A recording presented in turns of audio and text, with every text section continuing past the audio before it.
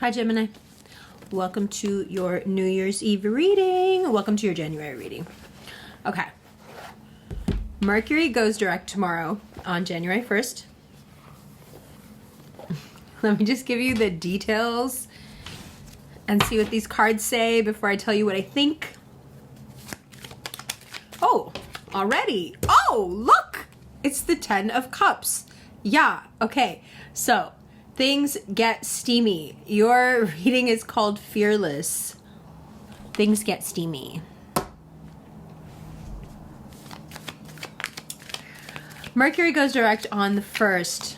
Now, until the 23rd, Venus is in Sag, and then it will move into Capricorn on the 23rd. And on the 4th, you have Mars in Capricorn. So let me make some sense of that. Let's start with Venus going into... No, sorry. I'm getting distracted by my own insight. Okay. Mercury goes direct on January 1st. So what does that mean for us? Well, we start to feel it already tonight. We're just kind of cleaning house. Don't clean on New Year's Day, but tonight, yeah, we're cleaning house. We're focused.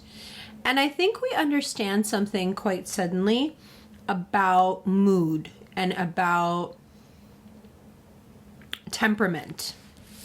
We know what we want, but we're also able to see how our own ability to stay positive and stay happy and stay motivated is probably 90% of making this happen, which contradicts how we've been feeling and to a certain extent how we've been acting. Now, if you don't know us, you're like, oh, well, what do you mean? You've been acting the same. Geminis are always so cheerful, life of the party.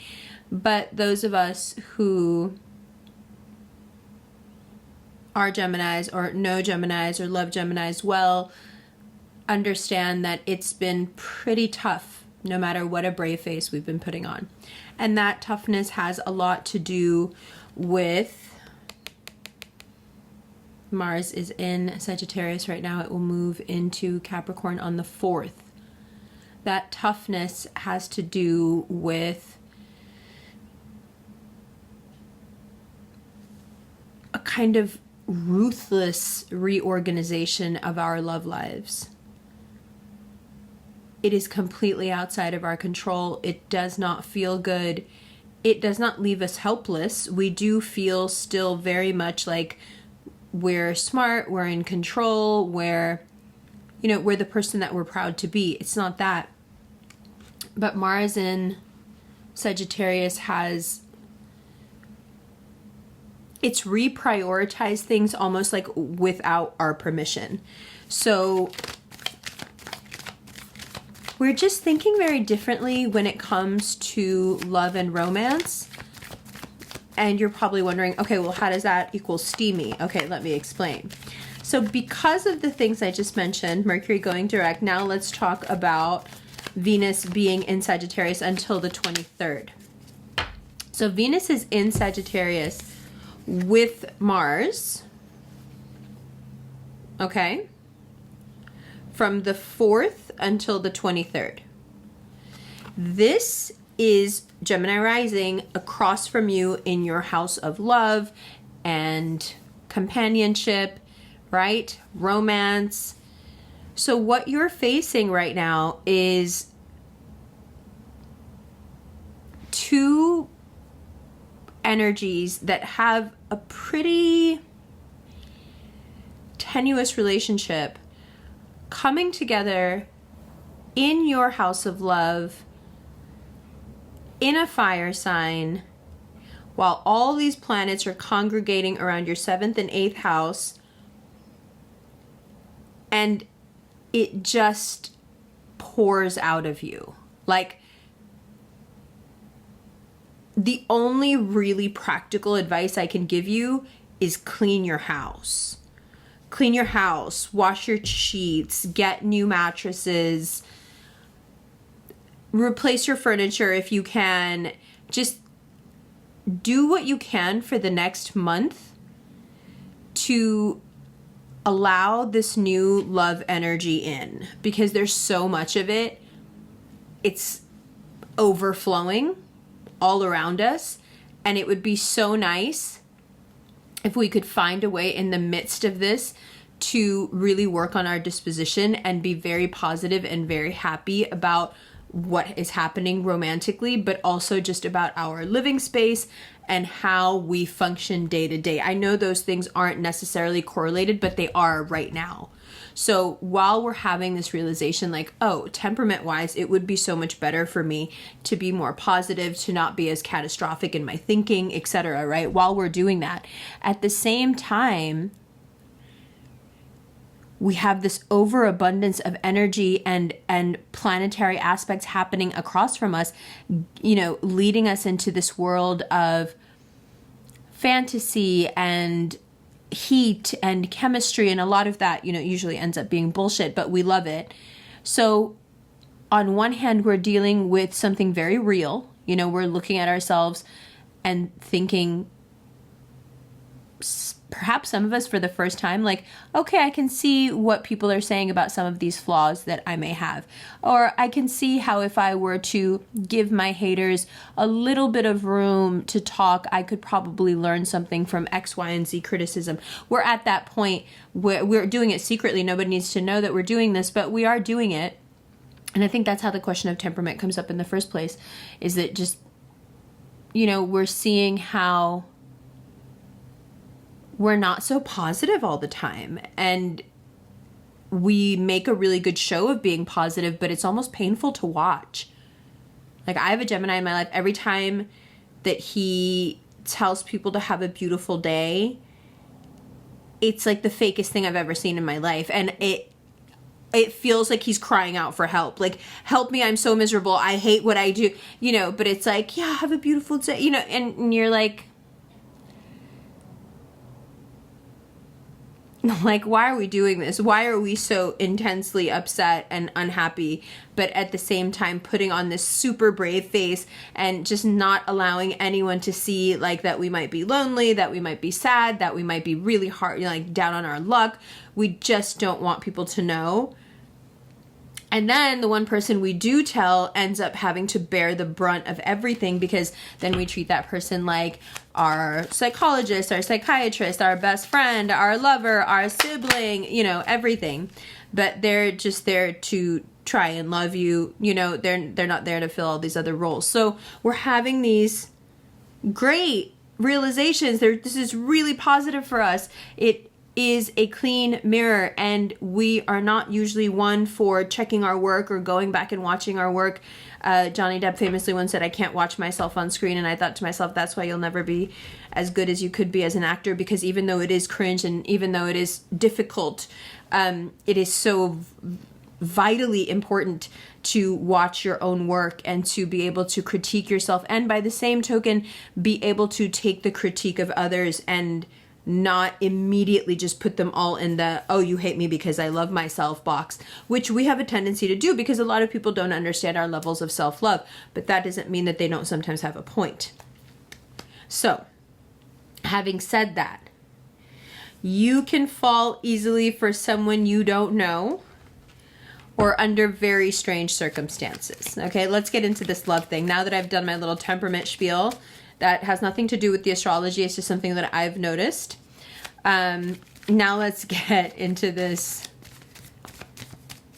romance. So it's possible to just have like a very sweep you off your feet romantic moment with someone who is wrong for you, someone you really don't know, someone from a vastly different side of life. You know, you have nothing in common with this person, and there's no real reason this should be happening, but the amount of planets that we have in Sagittarius and then in Capricorn, it's like ridiculous. Like, I'm actually scared to do the Cancer reading, so I'm a Cancer rising, and the amount of things moving into Capricorn, like, it terrifies me because, my God, you know, I would say, like, hide in your house, but that's not going to work.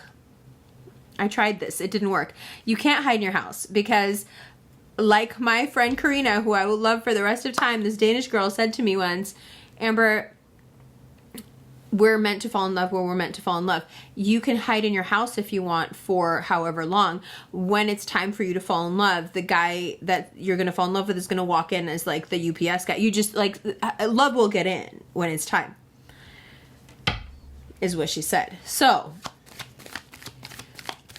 I would say hide in your house, but that's not going to work. So you may as well go out. You may as well be cute. You may as well learn something from our Libra sisters and be a little bit more positive and a little more shallow even, you know, like let's pay a little more attention to how we look. Let's do a little bit. It's not going to kill you to mess with your androgynous appeal a little bit, and I'm not saying be more feminine, I'm not saying be more masculine, I'm saying be as in the androgynous beauty that you are, as we all are, thank you, but you know, whatever you do, like pizzazz it up, jazz it up a little bit, because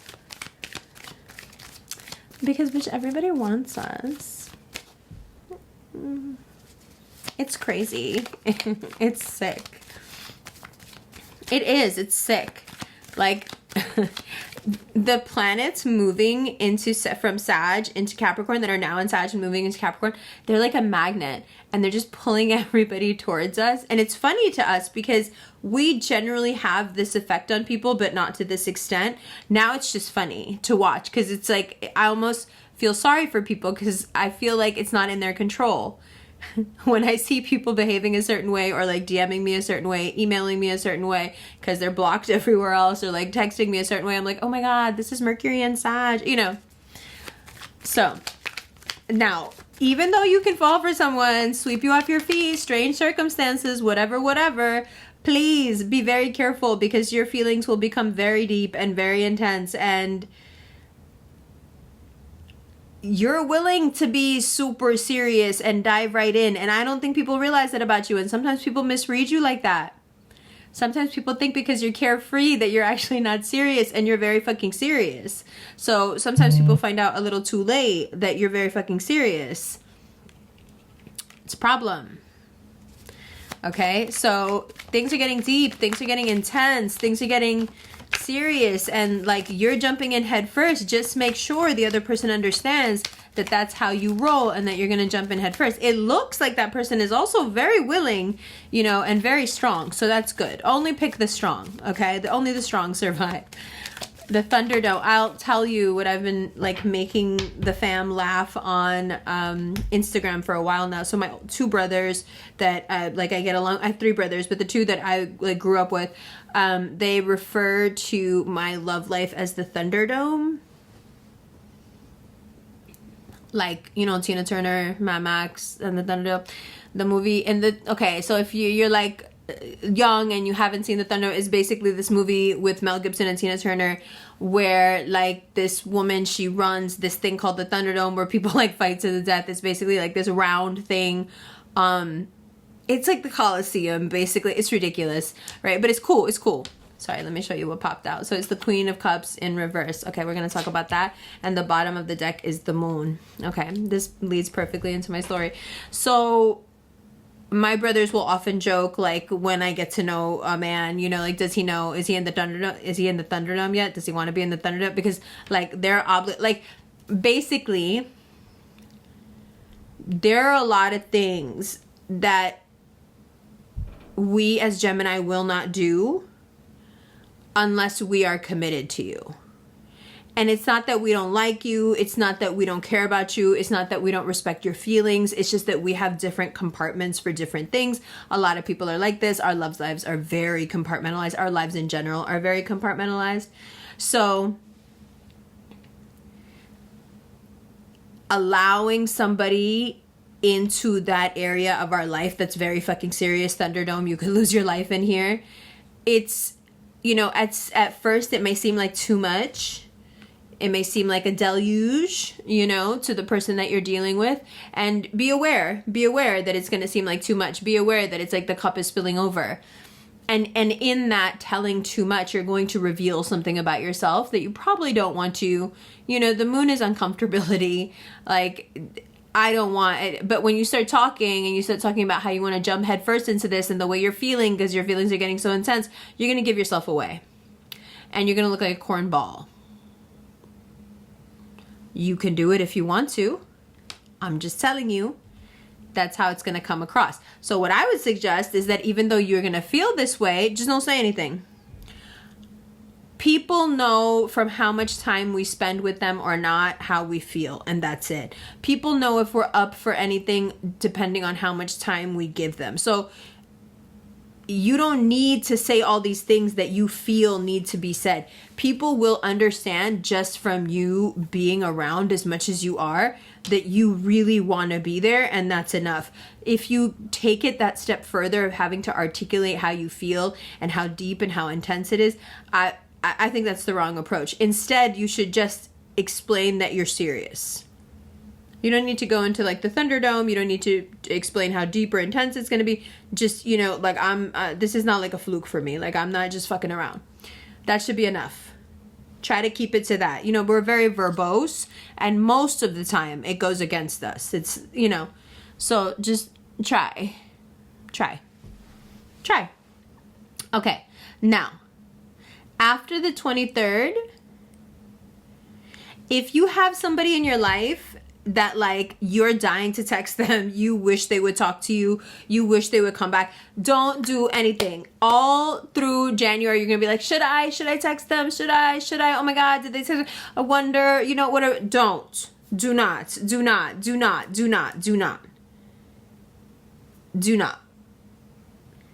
After the 23rd, if you want to text them, you can. But either way, they're going to be in that space of like, if they really are into you, they're not going to be able to stay away from you. They're going to want to talk to you.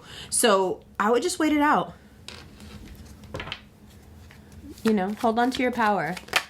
And pull all of it towards you with this like almost maniacal level of positive thinking. I love Capricorn energy, and I'll tell you why. Because it's like they make the thing real in their mind. They make their success real in their mind way, way before they even take a step toward it. Their attitude when they begin a thing is already of the person who is successful at the end of the venture and has achieved the goal. They begin the venture with the confidence of the person who's already dominated whatever they're setting out to do. And I think it is exactly that loop that they create with their energy that brings them generally exactly what they want. It's very impressive to watch. And now, if you especially have a Pisces, a Libra, or a Capricorn, especially the risings in your life, this person cannot help but want to slowly, keeping their pride, everything, they want to talk to you. But what I'm saying to you is use the things that they do well to your advantage. Libras, Pisces, and Capricorns are known for not texting first, not calling first. They'll hold out. They'll make you chase them, right? Libras will be super indecisive. Pisces will just fucking disappear. They're taking a nap somewhere. You don't even know where. Capricorns will behave like this. They don't have time for this. And there's a lot of other important things they have to do. They're just so busy. Okay, so are you. You're so busy and you have a million things to do and you're indecisive and you just don't know. And, you know, maybe you're elusive and you can't even be reached. But all the while, you're pulling them with this Capricorn energy of, I know that I can have who I want. I know that I can be with who I want to be with. I know that my energy, especially right now, is so strong that I can pull people towards me just by being positive. Here we are back to the temperament. Just from keeping myself in a good mood. Just from keeping myself in a positive space. What I would actually suggest is that you be really careful with this, the positive thinking aspect, for another reason. And this is the real tea, I feel. A lot of the people that you're attracted to right now that you wish you could be with or that you want to be with are people that actually, if you had to deal with them, one, you would get bored of them really fast. Two, you might be embarrassed of them. Three, it might be hard to get rid of them.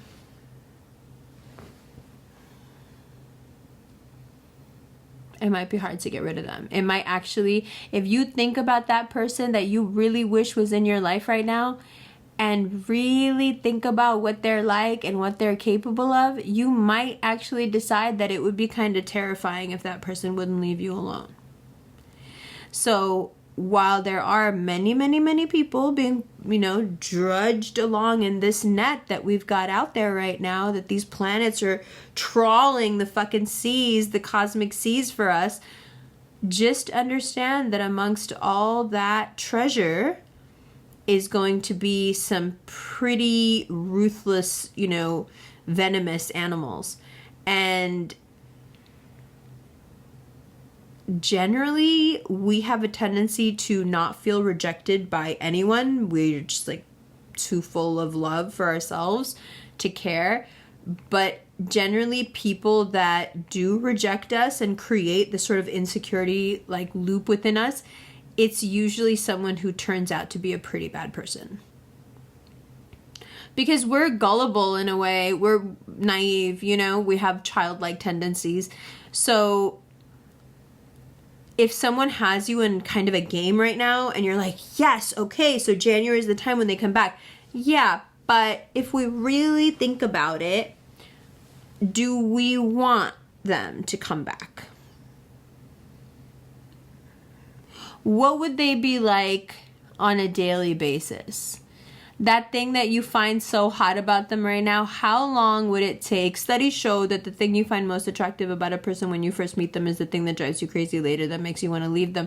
So what is it about that person that right now seems hot as fuck, but if you were to think about it long term, how would that particular thing go over at a family dinner? How would that particular thing go over at a work function or party? How would that thing go over like around a bunch of teenagers? Because teenagers are ruthless. So you have to, I think sometimes we get so caught up in the rejection game that we don't even realize that we don't want something, not let alone that it's not good for us. Fuck that. We don't even think that far, but we don't even realize that we don't actually want a thing, and that we're being highly manipulated by just being like ignored, right?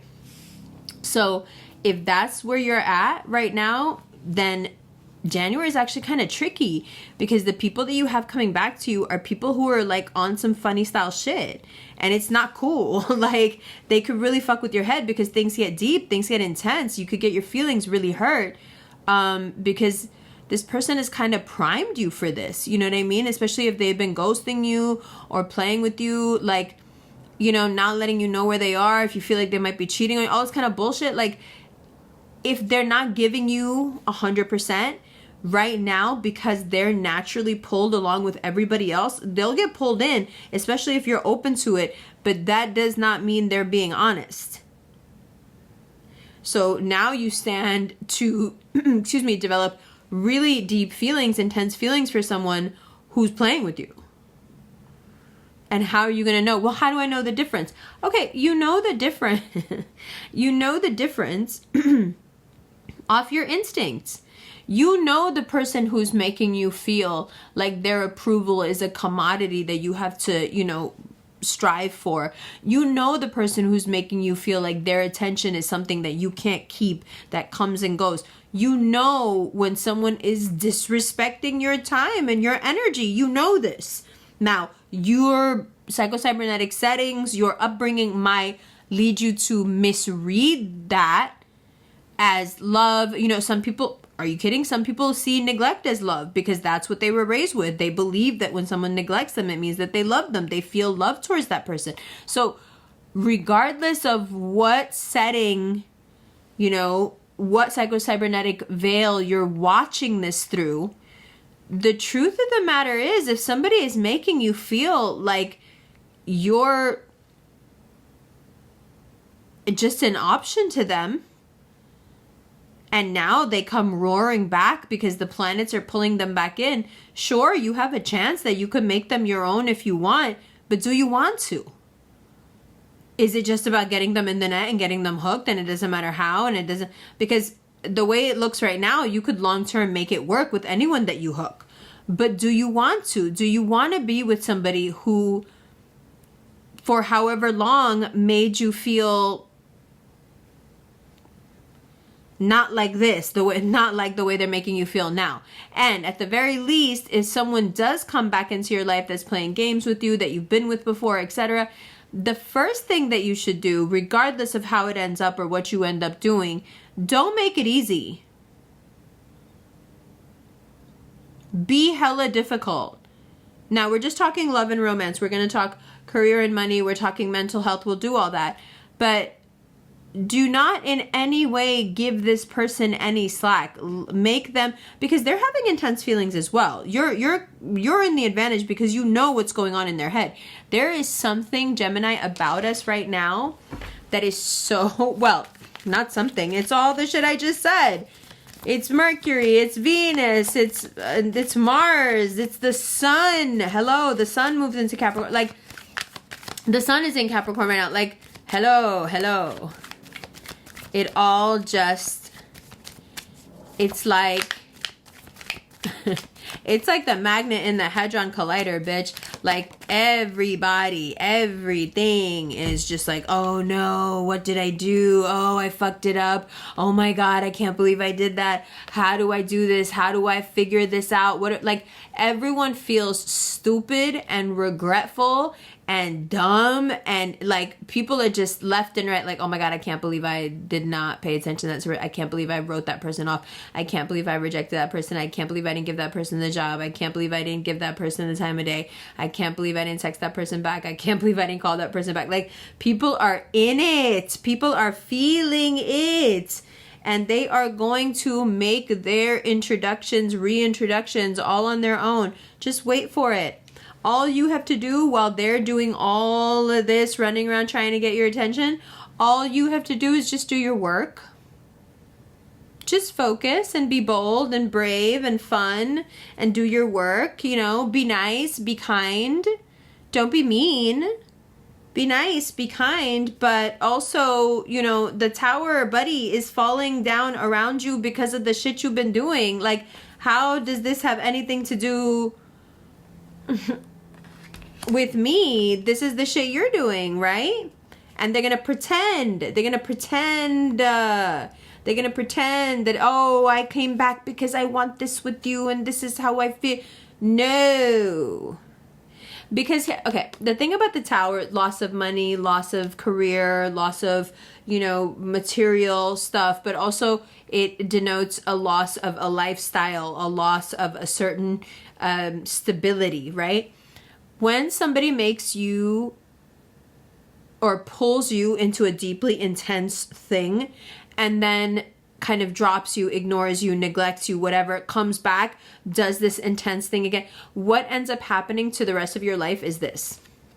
Because what they're doing is they're pulling you into some kind of toxic whirlpool. And you can just go around and around, and that doesn't stop. And the rest of your life starts to crumble and fall apart because you get so distracted by the push and pull of it. Because we like to be logical. We like to make sense of things. So what really, really devious people figure out is that if you make things illogical, that we get stuck. We're like, wait, that doesn't make sense. Why are you now behaving like this before you were behaving like... So the tower is, you know, you get distracted by someone who, you know, is giving you the whole song and dance. And this is only for people who've already been in your life that you know are liars and they're giving you this song and dance again. Listen, if he's fine and you want to believe his song and dance, that's on you. But it's a lie, right? And if we value how people make us feel more than how they look or how they look next to us or how they make us look, this will be a good thing for us right now. Because sticking to the way somebody looks or what their presence reflects on you instead of how they make you feel and if they care about how you feel is how we end up here. Because nothing is more lonely than being around somebody who doesn't care about you. It's worse than being on your own. Right? and it makes, like I said, the rest of your life deteriorate, creating situations that, guess what, that person who is causing all this will not help you to get out of. That's usually the part that, like, I feel, especially for women, snaps them out of it with a toxic man. If you went broke, God forbid, this man would not give you money to help you out. If you lost your job or, you know, your car or something, would this person help you out? Because you have no business having intense feelings for someone or falling into some deep, intense thing with somebody who would never do anything to help you. That's the type of person who just their presence in your life creates tower moments, because there's no, it's not even transactional, it's parasitic. Transactional is worse, you know, is bad enough. Parasitic is worse. So the tower moment is a real thing here. You know, we can be positive thinking, we can pull in whomever we want, but if you're thinking of using this time and using this energy to pull someone towards you who has been bad to you in the past, who has made you feel the ways that I've just spoken about ad nauseum, then I think you're doing yourself a great disservice when you could actually be using this energy to create new connections with people, to pull somebody towards you who really loves you and who really wants to be with you. And also, you know, use this energy for your own dreams, your hopes, your ambitions, but to focus them and focus this energy on someone, and successfully so, it's possible right now, to focus it on someone who has already shown you in so many ways that they are bad for you, they are bad for business, they are bad for your character, they're bad for your self-esteem, is a mistake. Okay? Good. Okay, career and money. We're going to talk about business. We're going to talk about being bold. We're going to talk about Mars in Capricorn, Mercury in Capricorn, Venus in Capricorn, what that means money-wise. And we're going to talk about saving and reducing debt. And then after that, when we talk about mental health, we're going to talk about introspection and melancholia. So let's take a look at these cards together. And yeah, when you have it in front of you, you'll see what I mean about why I needed to bring up all the stuff I just did, because it's such a magical romantic time for us, and it's so hot and steamy, but at the same time the potential for bad people to get in and for things to get really, really hurtful and painful solely for us is very high. And I don't like that. I don't like the idea of people coming into our lives right now taking advantage of us because they can tell that we're like in heat. You know what I mean? I don't like it. But I love you. Happy New Year. Happy fake New Year. New Year's gonna be in like a month. Mwah. Love you.